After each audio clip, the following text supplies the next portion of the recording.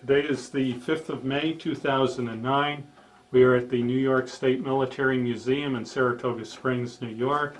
My name is Wayne Clark. I'm the interviewer, and we're interviewing Mr. Robert Olsen from Salem, New York. Sir, for the record, would you please state your full name and your date and place of birth? Robert E. Olsen, 7/25/31, date of birth, Brooklyn, New York. Did you attend school in Brooklyn? I attended school in Brooklyn, yes. Okay. Did you graduate from? No, I quit school when I was 16. And did you go into the service at that point, or did you go to work? I worked at odd jobs until I was 17. I joined the Army when I was 17. Okay. And what made you pick the Army? Well, because the Navy wouldn't take me, because of my eyesight. Okay. And where did you go for your basic training? Fort Dix, New Jersey. And how long was your basic training back then? 8 weeks. 8 weeks. And was it an infantry type basic? Infantry, yes. Okay. Was that your first time away from home, basically? Yes. And once you completed your basic training, whereabouts did you go for your advanced training? Well, I was supposed to go to mechanic school Mm-hmm. there at Fort Dix, but I had a ruptured appendix and I was in the hospital a while. In the meantime, they've closed that school down, so they sent me to Fort Hood, Texas. And what sort of schooling did you get there? I was a member of the 82nd Reconnaissance Battalion, 2nd Armored Division. And my schooling was training for whatever comes up. Okay. It was basically On the job. armored cab on the job thing. Okay. All right. And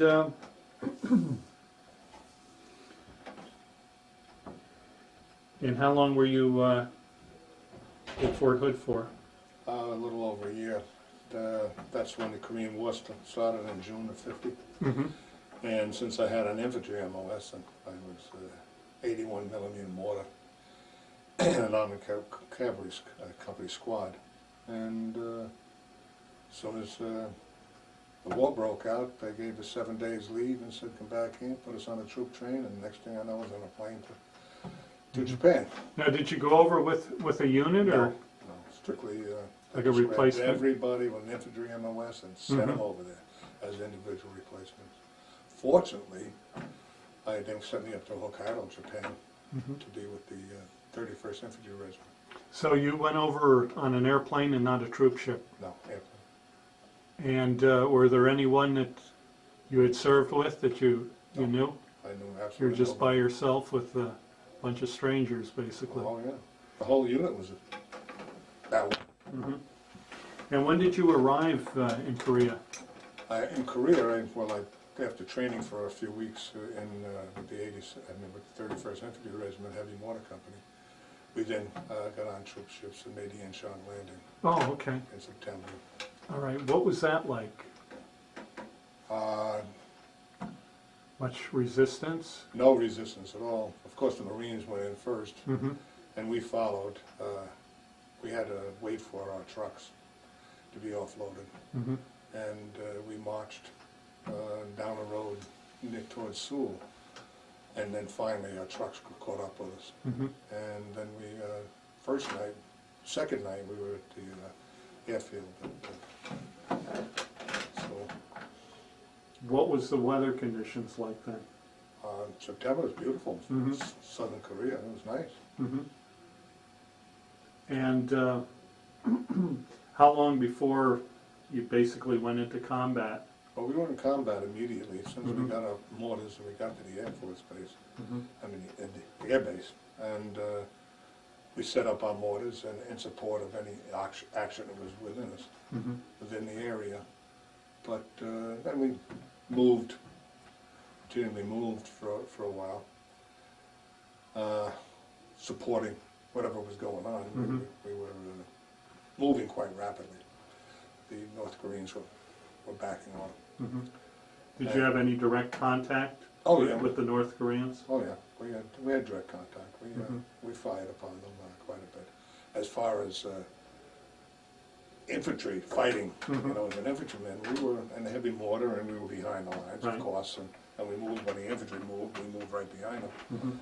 And we received sniper fire and things like that, but no actual major that I was involved in.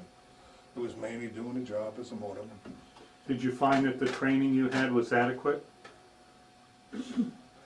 I guess so. You know, that's you learn as you go along. When I arrived in Hokkaido, Japan, I never saw 4.2-inch mortars, the old chemical mortars from World War II. They put a company of mortars in each infantry regiment, and so we were the 31st Infantry Regiment's heavy mortar company. And when I arrived, I never saw that. I saw an 81 millimeter mortar, but indirect fire is basically the same. I remember the squad leader said the first thing he did was hand me a sight, and he says, okay. And every once in a while I call out, he say azimuth, direction, and elevation, and how to put it on it there and hand it back to him. And that was my training, really, until we got to Hiroshima and that area, and well, we trained for about 3 weeks before getting on the ships to make the Inchon landing. Okay.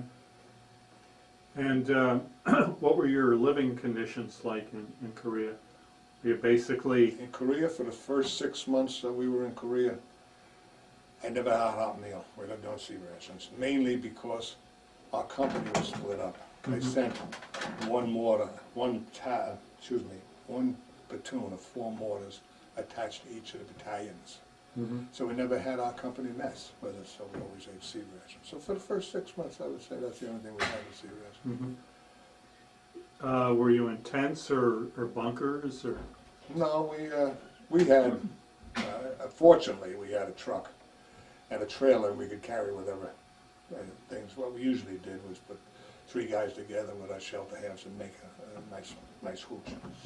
And we lived like that until we got up into the Chosin area, into North Korea. Then it was a little bit different. What was it like in the Chosin area?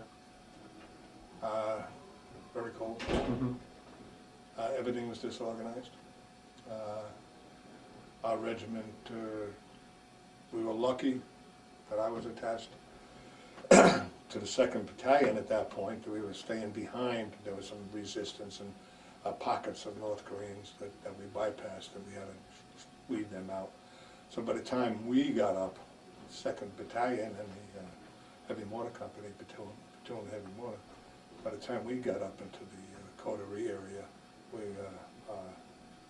our regiment was more or less wiped out.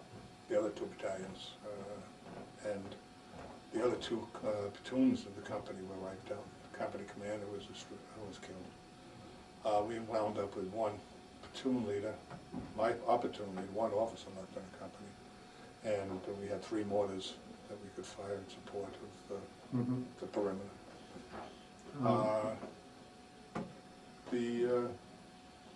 We got ambushed. That's my first real experience, was in late November on the way up. We're on these winding roads, there's no place to go, and they blew a bridge in front of us. And were you in a convoy? in a convoy. We were the tail end of a convoy. They hit us right at the medical section and blew up and this little bridge, so we all were jammed on the road. And we started receiving heavy fire from the flanks. Returned the fire. You know, you did what you can. The South Korean that was part of my squad, he got killed. He was right next to me. He got shot through the head. And that's my first actual casualty that happened right next to me. And we dug in what we could. We couldn't really dig in. The temperature was about 25 degrees below zero. Ground was frozen. Trying to dig a hole. And we stayed there that evening, just trying to maintain. And then early in the morning, the platoon leader came and said, "Olsen, you volunteered for a patrol." So what would happen was we had to send out a patrol and put smoke from our mortars. We set up our mortars, put smoke in front of a thing so the convoy could ford the stream and then make it up to Coeur d'Alene, which is about 16 miles. So when there was 8 of us, went out there and we walked along side of the road and in the fields and receiving small arms fire, but nothing really heavy. And called in our mortar fire and it put smoke out, and then the rest of the convoy took off. And we were out there by ourselves. We split up into 4 groups, my squad leader and myself, Pat Westfall. We wound up alone, and the enemy was at the fate of the base, and we said, well, let's continue along the road. What's interesting, we hit a house, and we know there was people in it. So he handed me a grenade. See, only the sergeants and the officers can carry grenades. Us peasants, I was the corporal then. We couldn't allowed to carry grenades. Really, that's interesting. Yeah, oh yeah. And they didn't want anybody pulling pins and playing games, you know. So he said, I'm going to throw the grenade in. As soon as it explodes, you go in there, and we'll go in right after that, and we'll, you know, shoot anybody with our own guns if we could. And just as he's about to pull the pin, he hears children crying, women crying. So we went in, it was a house full of women and children, and I said, oh my God, you know. We almost, Yeah. well, and that was very traumatic for us. Sure. So we then started receiving a lot of small arms fire, and they said, okay, we'll break up, we'll split up. So Pat and I, squad leader, he went one way and I went another way. We just more or less followed the road, but off the road. So, and then all of a sudden, a 3/4 ton truck come by, smoking, stuff coming out of it. I stopped the guy and he said, hop in.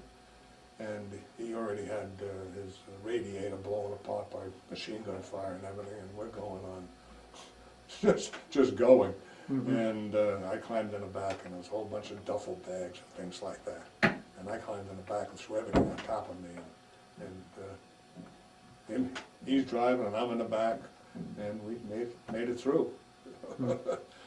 And all the members, the rest of the members of the squad, all 8 of us, eventually wound up. No one was injured or wounded? No. The only one we got killed in that action, besides a few of our Korean volunteers. Did you have a lot of Koreans with you?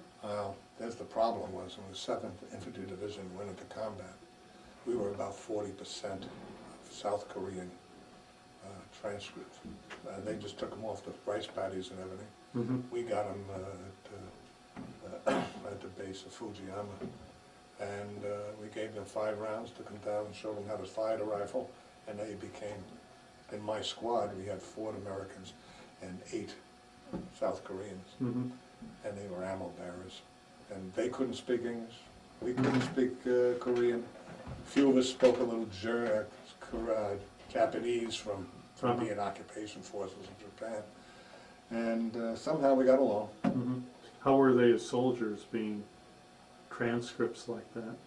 I mean, did they stand their ground, or did they panic, or? No, well, fortunately, it was, like I say, a heavy mortar company, so we didn't get into those combats where being overrun by anybody. Not until we got up in the Chosin. They were good workers. I can say that much for them. For the most part, I really had no problems with them, with the job they did. Now, did they have their own rations, or did they eat the same food they you ate guys? The same food we did. That must have been a treat for them, though. Well, yes.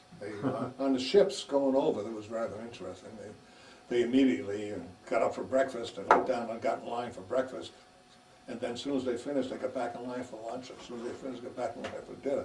It was rather interesting to watch them. They were just fascinated. They come off the rice paddies. Sure. They never saw anything like this, a ship, flush toilets and the whole thing. So Yeah. it was cultural shock for them. Also for us, they smelled of kimchi, and they were a different culture, and we had to make an adjustment too.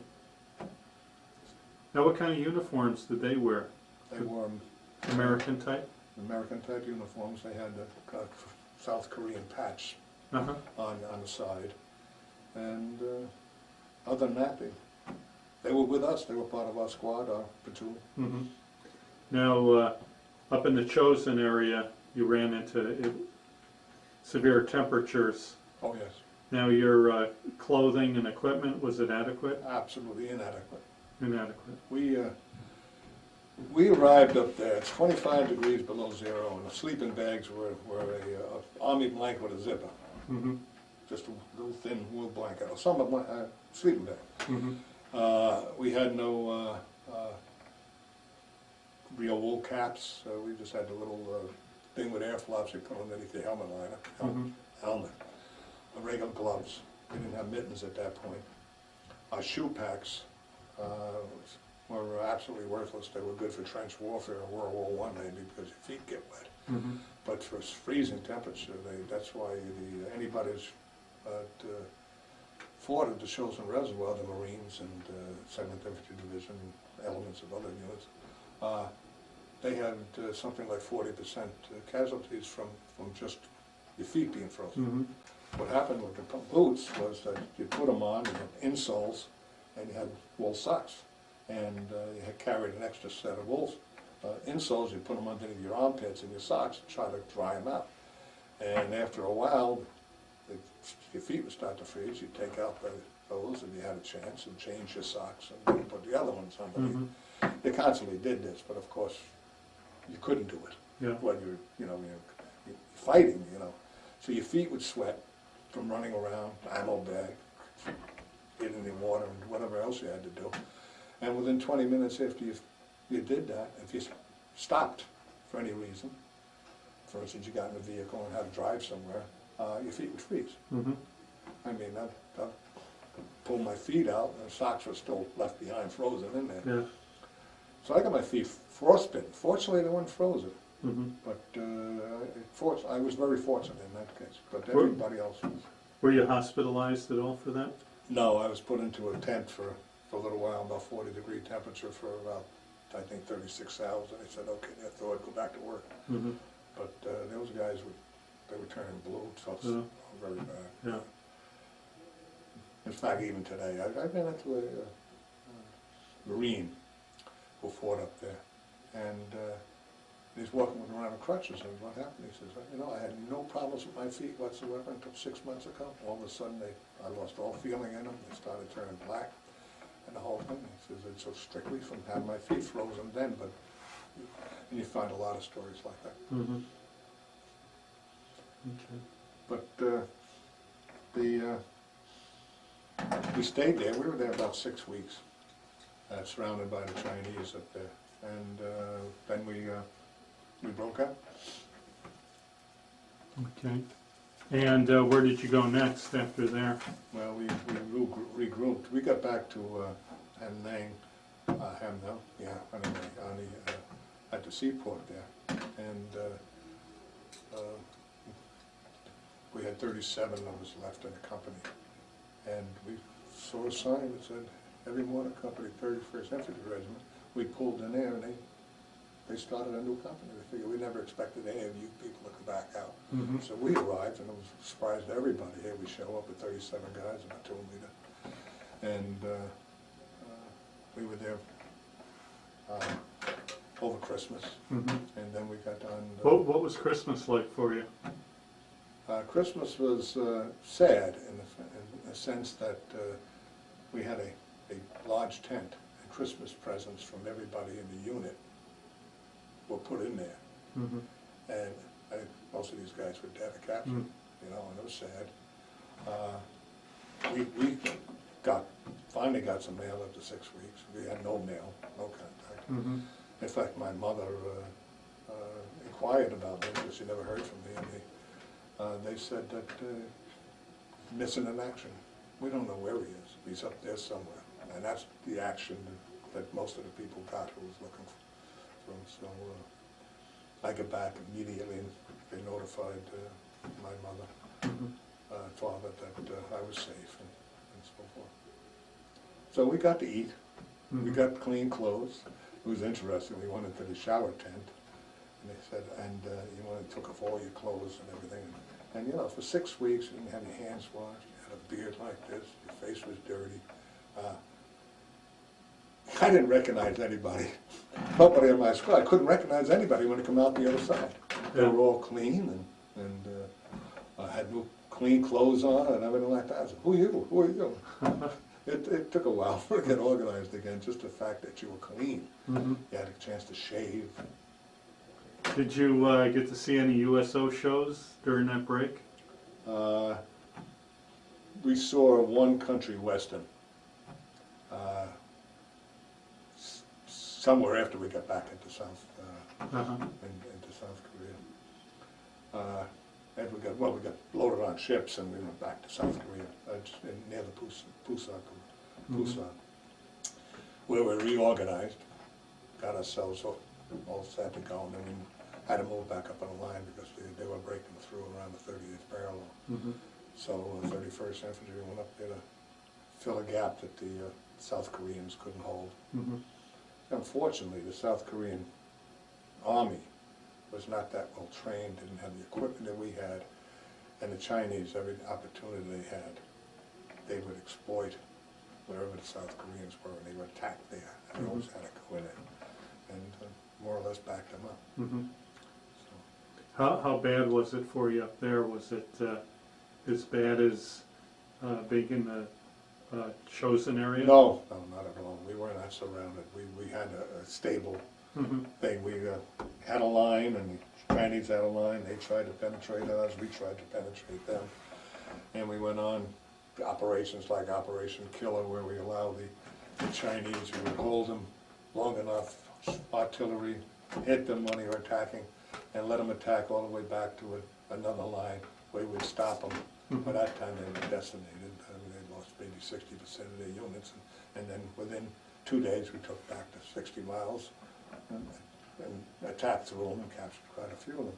And we did this constantly, so we spent a lot of time firing on mortars, pulling back, setting up firing, pulling back. That's the way the war went quite a while, just back and forth on these lines. We set up different sets of lines. Kansas line was one of them, and so forth. And for about a month, all we did was dig positions. We went from one position, pulled back until fixed another position. We dug holes for our mortars, sandbagged them.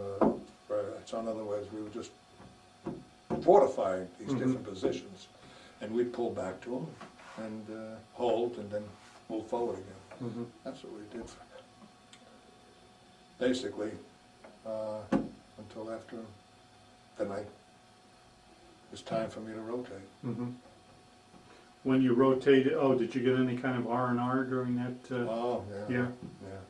We rotated, well, got R&R, I guess it was about 6 months after I was there. And that was interesting. You went down to an assembly area near an airfield, and they took all your clothes off, sent you to this tent, and a guy, seriously, with a big flit gun, you know, with one of the things under there, go in there, lift up your arms, open your legs, and they sprayed you with DDT. Then they made you sit there for 20 minutes, and, you know, it's completely naked, and they're waiting for the kill all whatever was supposed to be on you, body lice, and then we went in and got a shower, and we got clean clothes, and then he put us on a plane and took us to Tokyo. And you were there 5 days, and you're there, and all of a sudden you're there, and you're right in the middle of Tokyo, and on the Ginza, and at the dance halls, having a ball, drank too much, got stupid, you know. And then before you knew it, you were back in Korea again. You got back to Korea. As soon as you come back to Korea, the two leaders calls me over and say, hey, Olsen, he says, go see the medic. I went to the medic, gave me a shot of penicillin. Everybody that came back got penicillin because we don't know what you picked up while you were there. Naturally assumed that everybody caught VD when you went there. So it was interesting. Okay. All right. And then you mentioned you were rotated back to the States. No, actually I went, the unit of the 2nd Infantry Division got wiped out, and they were reforming this regiment in Japan, right outside of Yokohama, in Zama, Japan. And I was sent there as cadre to help, but the replacements never came in. I was there 6 weeks, and all we did was, we were all sergeants, all of us, and waiting for troops. And then after a while, my time basically was up. I had to extend there or go home. The sergeant major called me and says, "Olsen," he says, "you're having too much fun here," he says, "go home." He ripped up my extension. I got in trouble. Hey, I was only 19. So you went home. Now, did you go home on a ship or airplane? No, they flew us home. I got to San Francisco, and they said, "Hey, anybody need a lift up to the East Coast?" And I said, "Yeah, that'd be nice." He says, but I said, "I don't have any money. I have to wait to get paid and so forth, because I didn't have any money." So they said, "Well, if you want to go, we'll give you a lift over the other side of the field. There's the commanding officer of the Mitchell Air Force Base there in Long Island is flying in his own plane. He's got a 2-engine plane, and we want to go with him."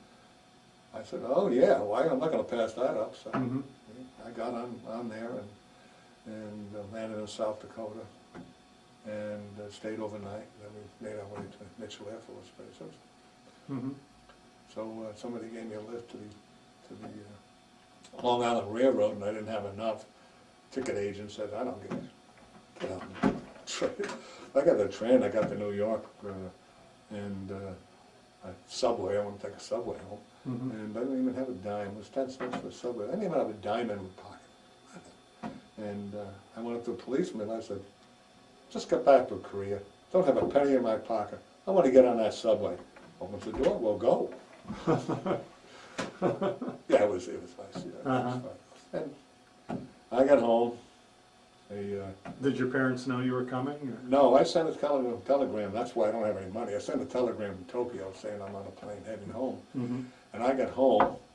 2 hours later, somebody called up and said he got a telephone call. And I answered my own telegram. My mother, "Who's there?" I said, "It's me. Let me in." So yes, yeah. How much leave time did you get? I had 30 days, Uh-huh. and then I went to Camp Kilmer, New Jersey, for reassignment. And they reassigned me to Reconnaissance, Kentucky. They were training recruits there, and I got into a training outfit. And I was Field First Sergeant.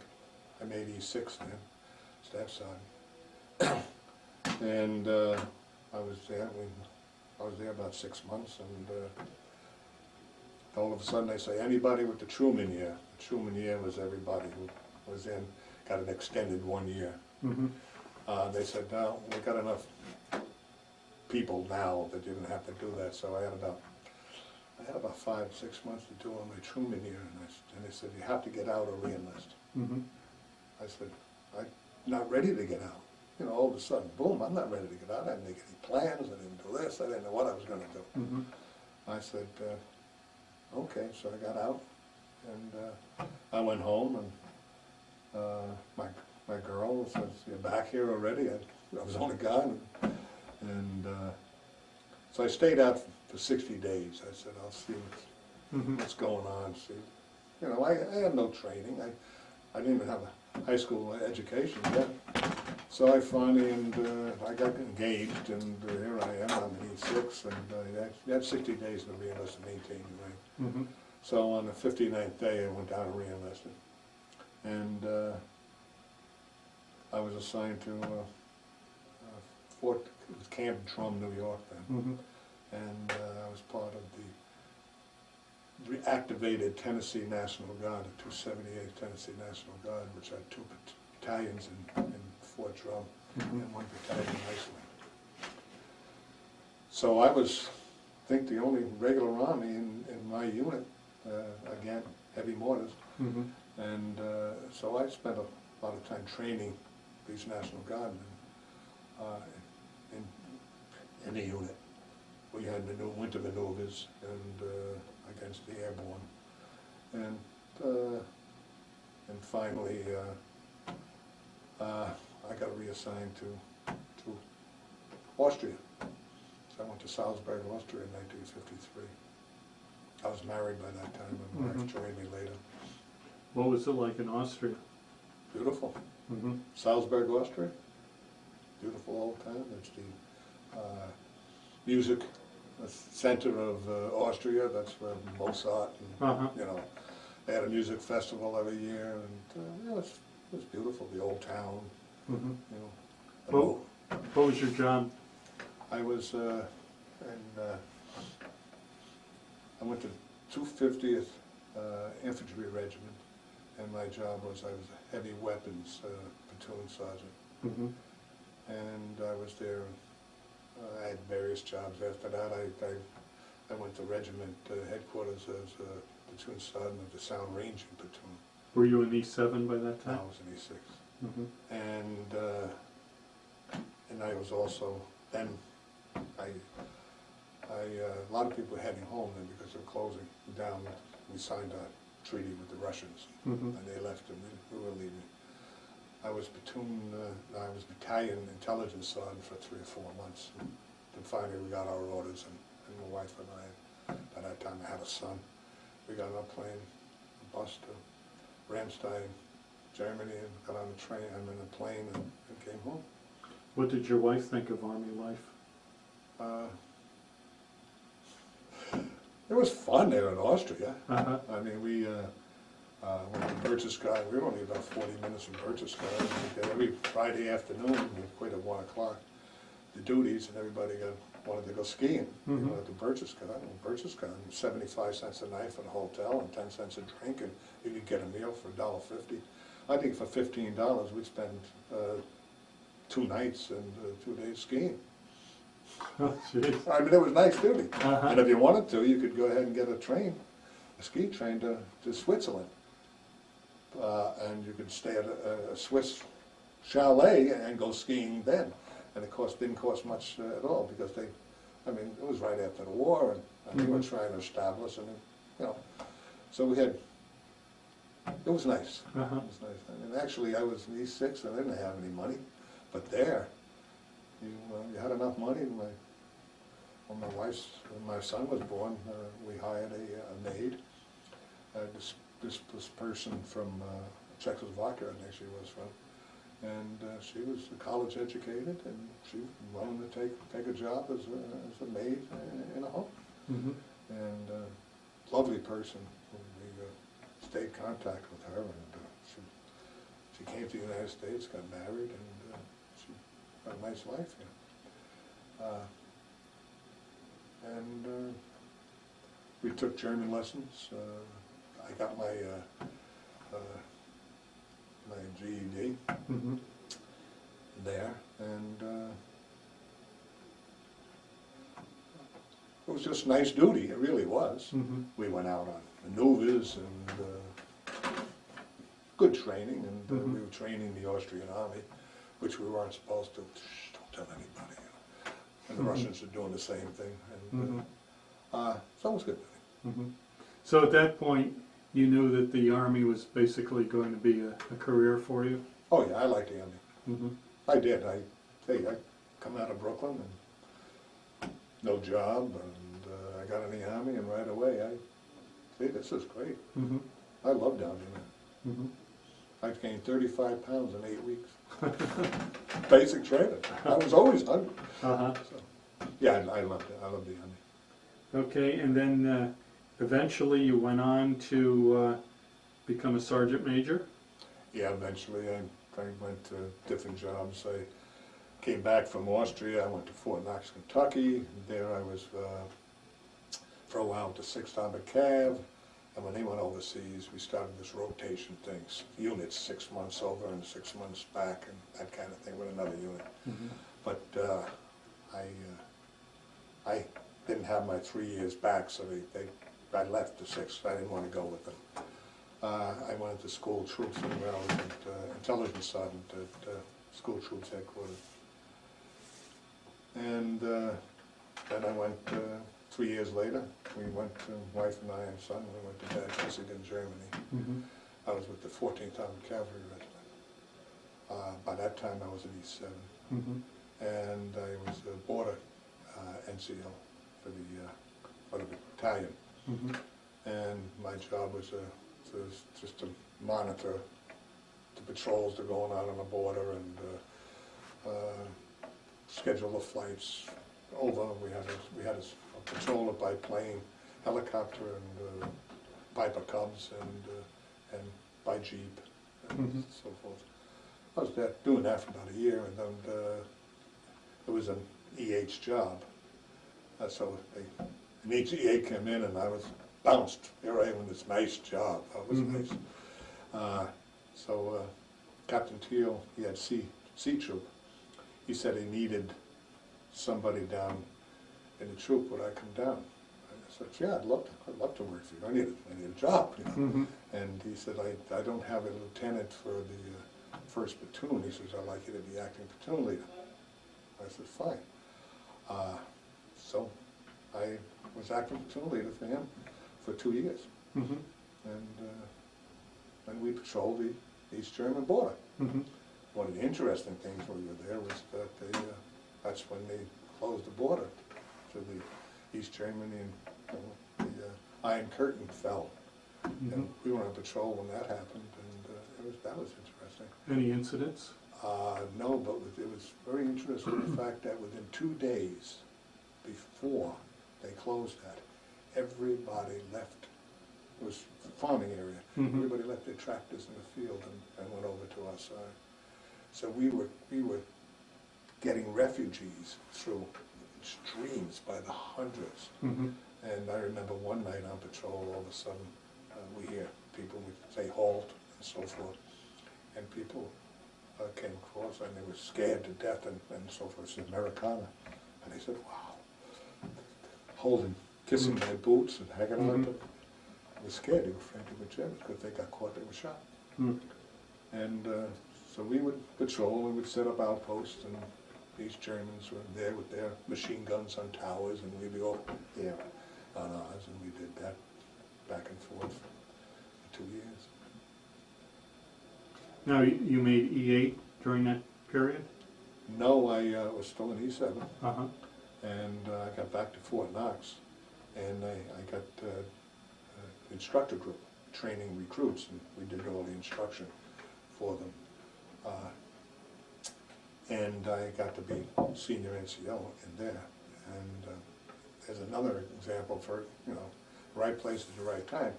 I went before a promotion board, but I didn't have that much time in grade compared to all these guys. So I went before the board, and they were taking 12 people to put on the list. And I guess I did well enough before the board. They said, okay, we'll add your name. Never expected me to, press. I'm never going to get it, but they put me on the list, the 13th on the list. And then about a couple of years, about 18 months later, I think I had about 4 or 5 months left to do before getting reassigned to Europe again. And all of a sudden, calls me up, Troop Commander calls me up, and he says, "Hey, Olsen, guess what? You're in E8. I said, "What? It's impossible." He said, "Everybody on that list is gone. In your MOS, you're the only one left on that list in that MOS, so you are now in E8. Talking about, right place at the right time. So I made E8 then, and a few months later, I was assigned to the 3rd Armored Cavalry Regiment in Baumholder, Germany. I was assigned as the first sergeant. Wife sews on all my stripes. I arrived in first sergeant, and I get greeted by my old sergeant major that was with the 14th Armored Cavalry. He was a sergeant major of the 2nd Battalion, and Fedoris is his name, an old sergeant major. You can just picture this guy. I mean, he had a German wife, and he was just so typical old soldier. And he arrived, he says, "So what the hell are you doing?" He greets me at the troop train, and he greets my wife and I, and then we get off, and he says, "Come on, get in." And a little Volkswagen, we all climb in. He says he had housing for us, and I went up on the 4th floor, waiting for temporary housing up in the attic type. He made housing out of it, and waiting for that.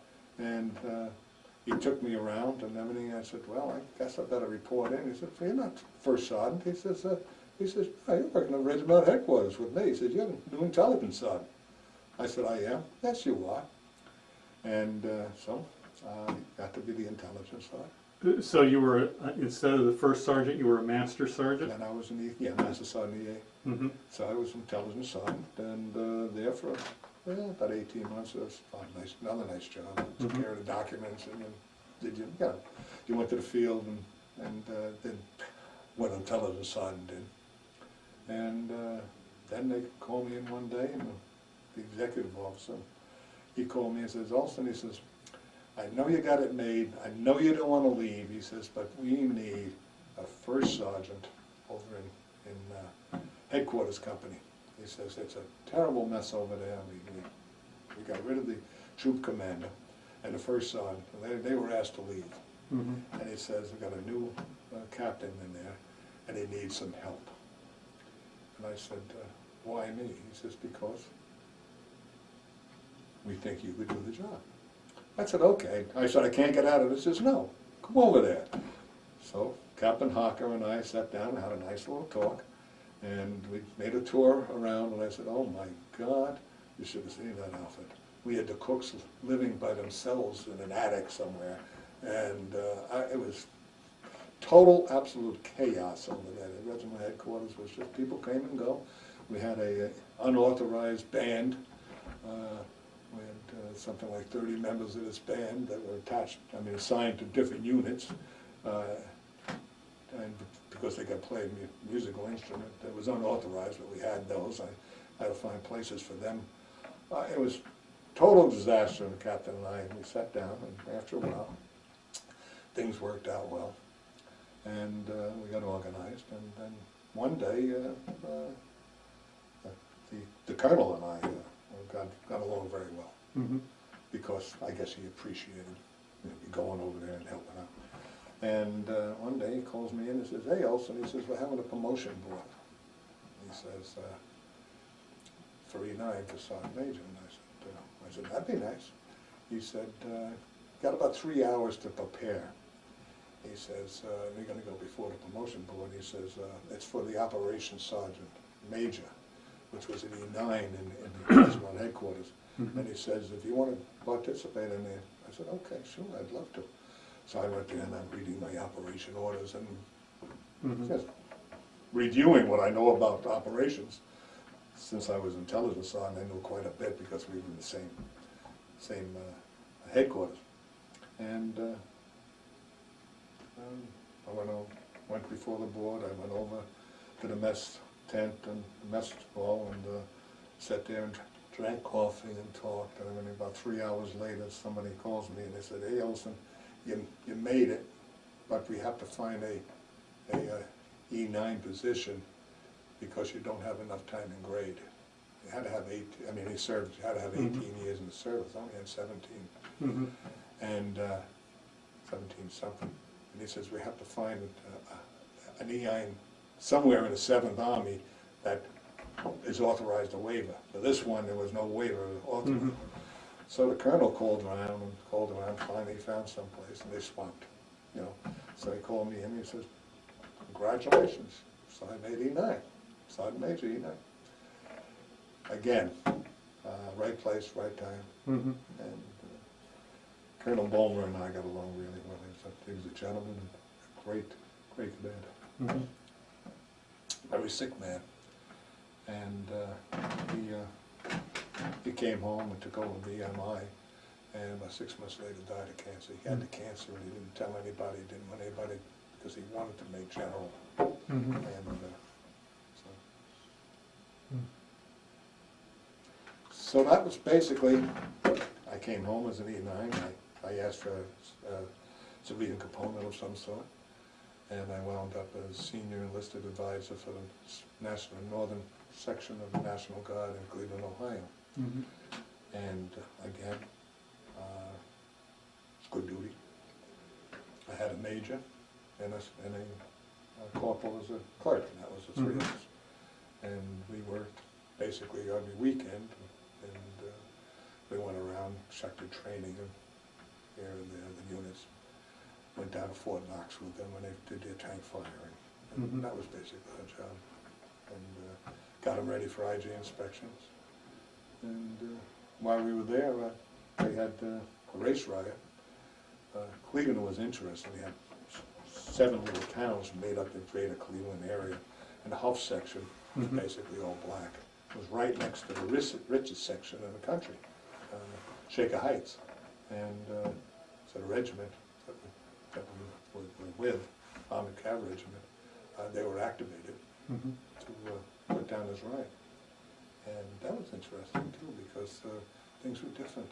We had to ride, we had to have an NCO or officer in every police car. We would not allow the police themselves to go on patrol, because the whole riot started with going to domestic disturbance. When they got there, they got sniper fire and they wounded 2 policemen. And they started the fire, and when the firemen showed up, they started sniping at them, and then we got to call up the National. By that time, everything went, you know, the storefronts and looting, and we came in the middle of that.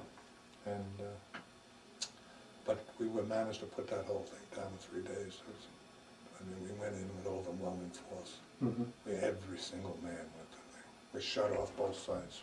Nobody could get in. We put concertina wire across everything. And you had so many places you get in. Anybody wanted to come in that didn't live there couldn't get in. It was title control. 2 days later, it was all about. I think we did an excellent job. So, and I got out. When did you get out? I retired in 1st of August 1969. So I was in Cleveland for 2 years. Okay. During that time, I was also, one of the worst jobs I ever had in the Army was, I was death notification, Sergeant Major. For the Vietnam War? Yeah, and they'd call you in. You'd get calls at midnight, calls at all times, but you couldn't not make a notification before 5 o'clock in the morning. So they'd call me at 9 o'clock at night, and I couldn't sleep the next night. And I'd be all dressed up, and 5:30, 6 o'clock, I'd be knocking on somebody's door. I made 27 of those notifications while I was there.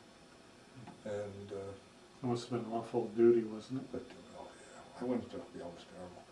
I went into one house in the rich section of Shaker Heights. They had a big tent set up outside, and it was a Saturday morning. Daughter was getting married that afternoon. And I still get choked up. The first thing that woman said to me, she said, "I don't envy you. You have to come here and tell me my son is dead."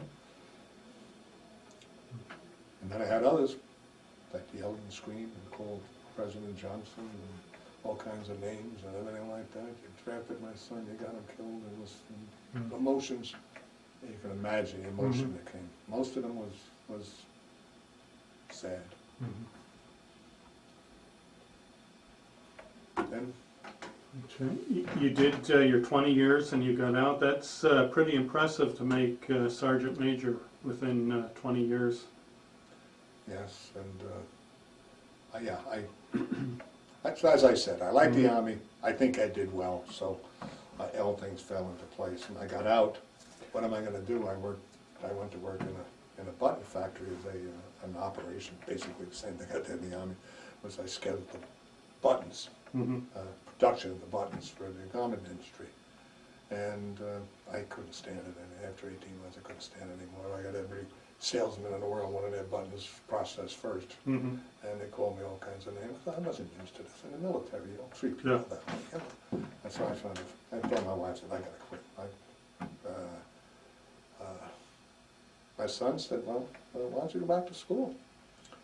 He said, "You were an instructor at Fort Knox for years, and you like teaching, so why don't you go back to school and get your teaching certificate?" My wife said, "Yeah, why don't you?" She said, "I'll go to work."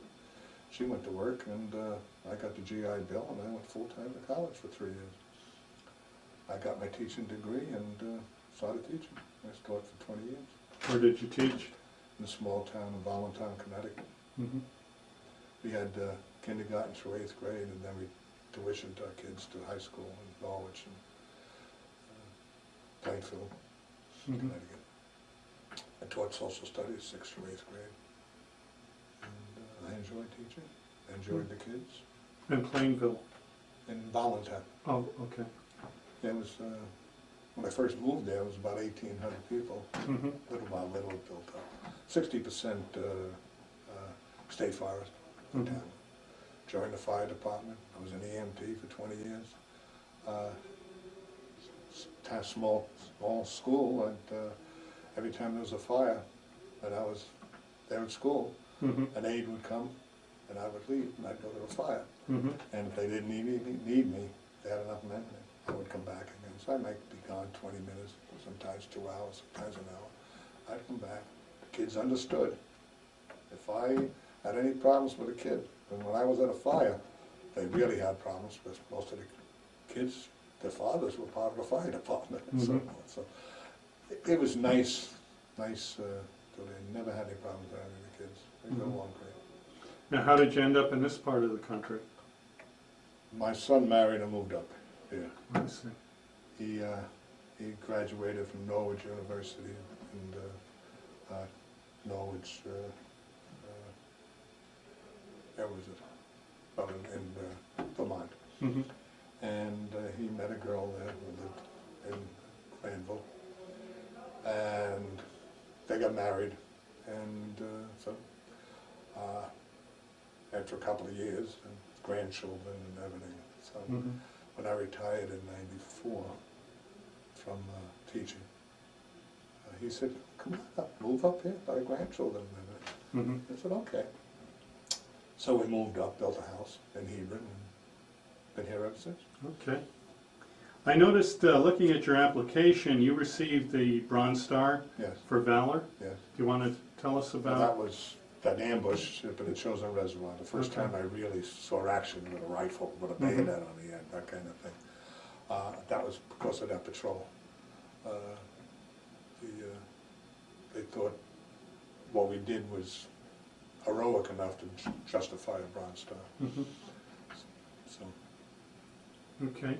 How do you think your time in the service changed or affected your life? oh, it was my life. Mhm. I went from a kid who was a high school dropout Mm-hmm. to very rapidly to somebody in charge of other people. Mhm. The responsibility was there.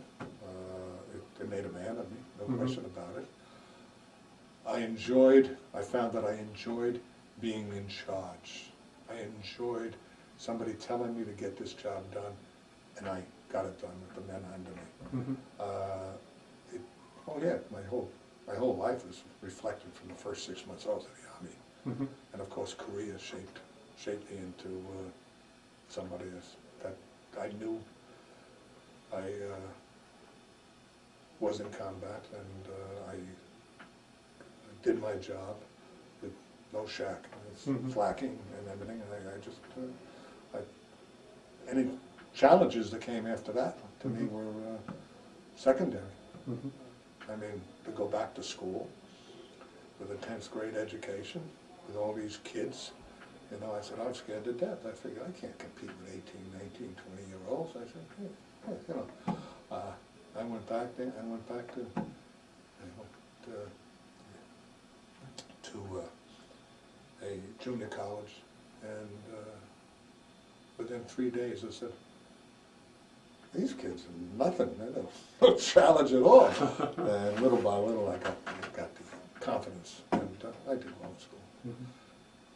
And got my teaching certificate, taught, I got my master's in counseling. I was within 6 credit hours of getting my 6th year for administration, but I got cancer then. I got testicular cancer, and I just didn't feel the drive anymore. Mm-hmm. To be an administrator, a principal in school was a lot more challenging than being a teacher. And Mhm. I just wasn't really up to it, physically. Mm-hmm. So I just didn't complete my 6th year. I said it wasn't important to me anymore. Certain things got important. Sure. I still had that drive. I wanted to advance. Mhm. And the drive went out of me. Okay. Did you join any veterans organizations? Oh yeah, I'm a member of the Korean War Veterans Association here, and we're out of Copus. Mhm. Glens Falls, Cooper Street in Glens Falls, VFW. I've been 10 years now with the Saratoga National Cemetery. Do honors every Monday. Okay. Yes, I stay, I stay, Have you attended any reunions at all? oh yeah, I go back to Chosin's Few when I can.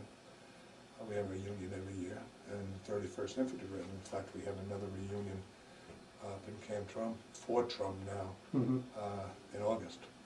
We go there and we have a battalion that was activated, and they're part of 10th Mountain Division, and they always invite us up. We get to fire all new weapons, and you know, we spend about 4 days with them and see the troops and eat lunch with them.